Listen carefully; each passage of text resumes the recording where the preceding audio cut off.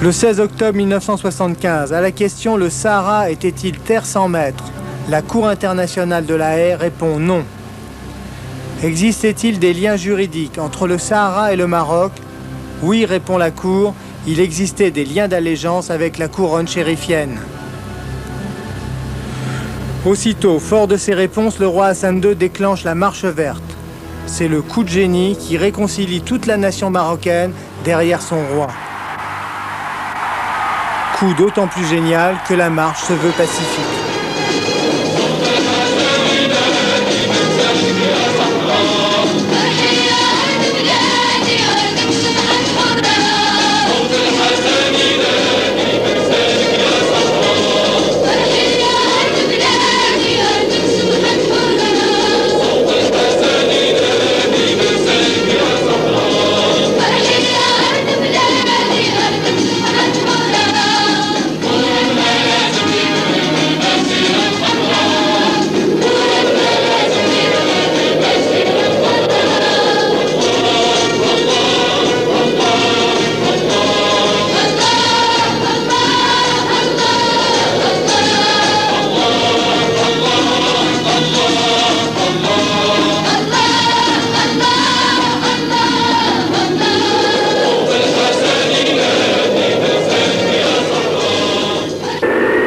Si tu rencontres un Espagnol, leur dit le roi, salue-le et invite-le sous ta tente à partager ton repas.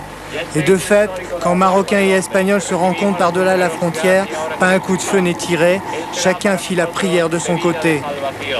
Ceci facilite l'organisation de la conférence de Madrid, où le 14 novembre 1975, le Sahara espagnol est rendu au Maroc. Le cow-boy Ronald Reagan invite le roi et soutient ce dernier dans sa politique expansionniste.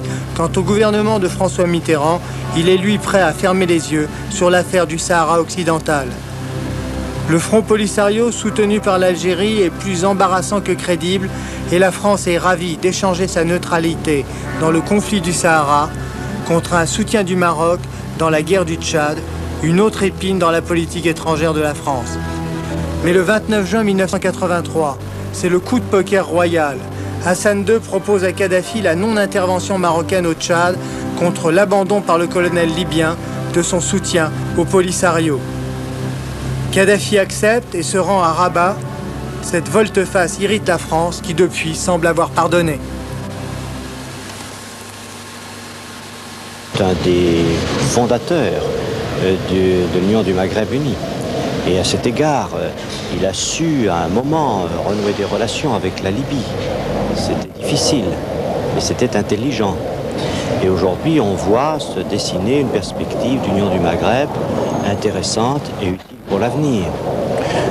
De la même façon, le roi du Maroc a pris un jour en main le dossier du conflit israélo-arabe, si difficile. Et là, il n'a pas hésité à avoir des initiatives audacieuses et à franchir des tabous, recevant M. Shimon Peres. Plus récemment encore, le roi du Maroc est à l'origine, avec le président Chadli et avec le roi d'Arabie Saoudite, il est à l'origine de la mise en place du comité tripartite qui s'occupe du Liban et qui a une action très, très forte et que nous soutenons de toute notre énergie. Ces exemples qui pourraient être multipliés donnent la mesure. C'est des exemples positifs. Alors au niveau du Tchad et du Polisario, la France n'a pas toujours été d'accord, vraiment.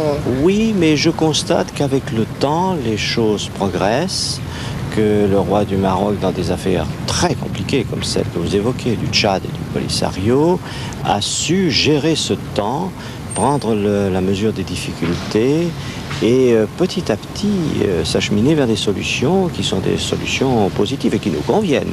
Nous n'avons pas encore atteint le but. C'est dans la bonne direction. Hassan II jouera les précurseurs dans le règlement du conflit israélo-arabe en appuyant par exemple en sous-main la venue de Yasser Arafat à la tribune de l'ONU.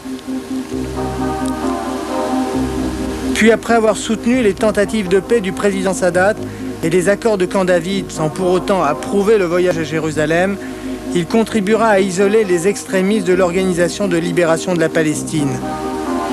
Il forcera ainsi Yasser Arafat à accepter de s'asseoir à la table des négociations.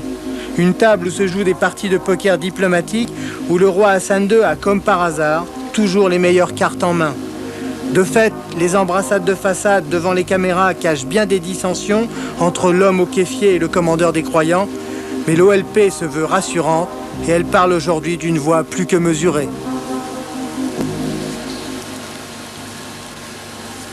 Sa Majesté le roi Hassan II de Maroc a toujours été actif et dynamique dans son soutien et sa solidarité pour la cause palestinienne. Il a toujours aidé le peuple palestinien dans ses démarches diplomatiques, politiques. Il a soutenu activement et efficacement. Nous considérons que l'homme politique, le chef d'État, Hassan II, est un homme remarquable. Hassan II pousse à la paix dans le règlement du conflit prochain, vous venez de le dire. Sera-t-il le deuxième chef d'État arabe à faire le voyage de Jérusalem? On sait ce que ça a coûté à Anwar el-Sadat, et est-ce que l'OLP laissera faire un tel voyage? Je crois que le roi Hassan II n'a jamais exprimé son désir d'aller en Israël. Il sait fort bien que toute démarche de paix doit être soutenue par l'ensemble des pays arabes et parmi eux le peuple palestinien. Donc pour que toute démarche de paix, pour qu'elle soit efficace, pour qu'elle soit suivie des faits. Il ne s'agit pas de faire des sauts dans le vide. Il s'agit d'être efficace et pour être efficace, il faut être soutenu par l'ensemble du monde arabe.